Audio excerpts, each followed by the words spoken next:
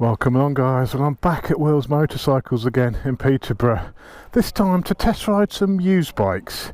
These guys sell a whole host of brand new machines, but they also sell a lot of good second-hand stock, and everyone keeps asking me, how does the GSXR compare to the R1?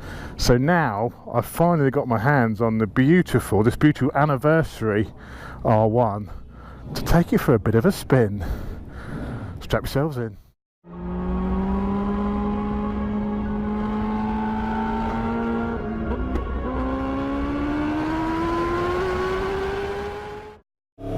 Oh, listen to that. I'm in second, pulling away in second. Oh, this has got track shift on it. Oh no, this is track shift. I've never in my life ridden a bike with track shift. So straight away it feels like you're over the bike riding position compared to my GSXR. Definitely more on your wrists.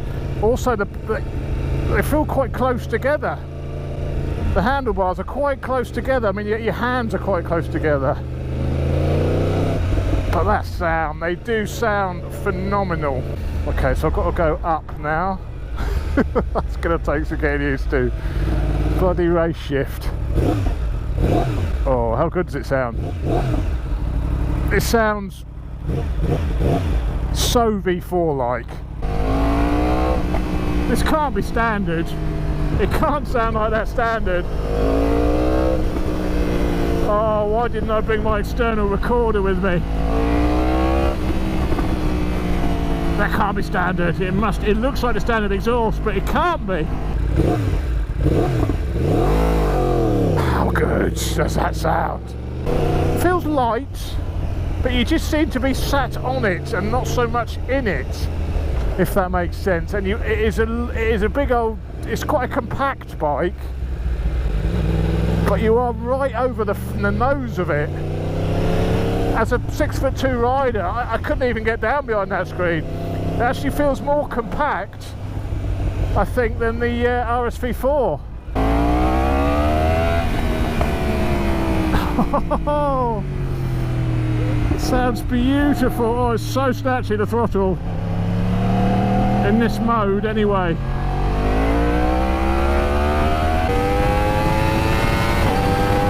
It's fast, but I'm thinking maybe it doesn't have that extra bit at the top that goes really banzai on a more conventional straight four. It's definitely got loads of mid-range, but I'm wondering whether it just doesn't kick quite as hard at the top. Oh, blimey O'Reilly.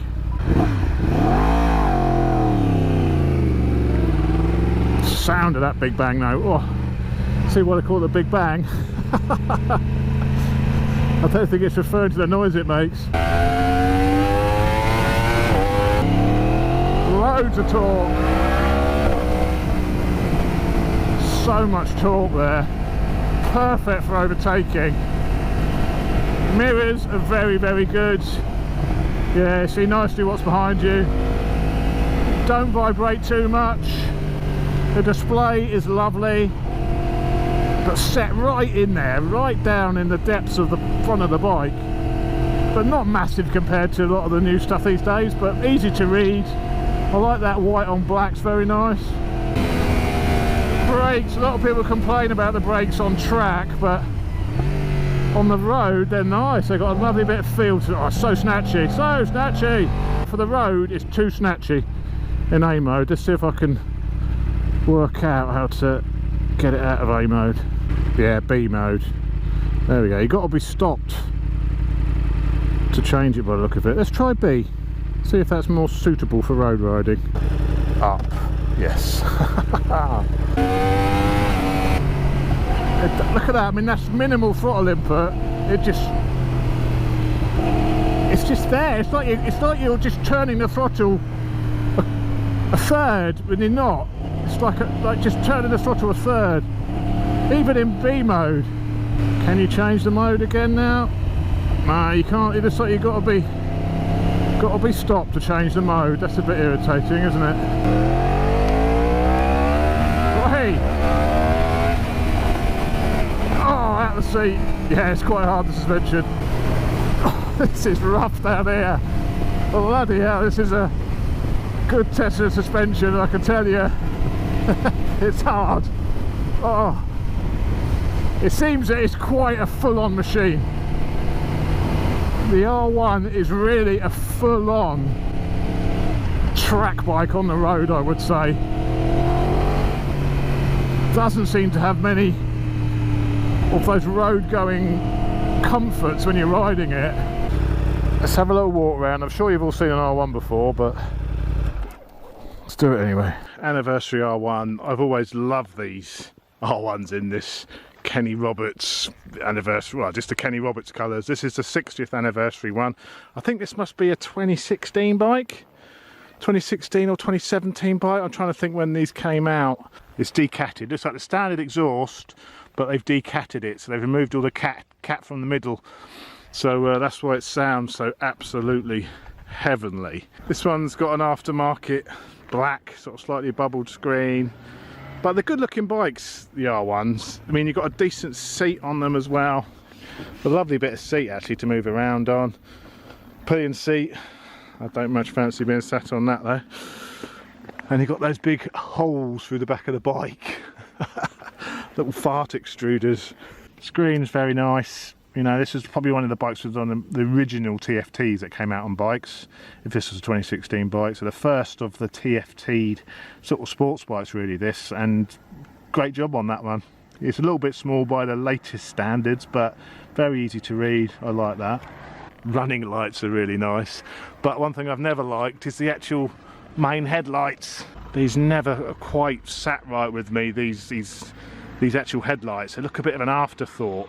Whereas the actual LEDs are beautiful, then the actual headlights themselves, not so sure.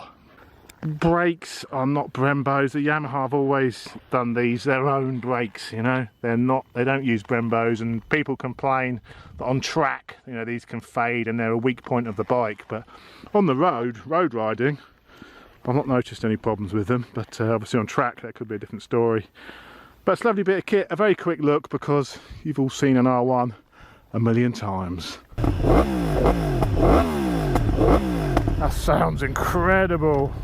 So there we go, I've finally ridden the Big Bang R1, and it's very nice indeed actually. I like it a lot, but if I wanted a road-based litre bike, I think the GSXR makes a better road bike. It's less cramped.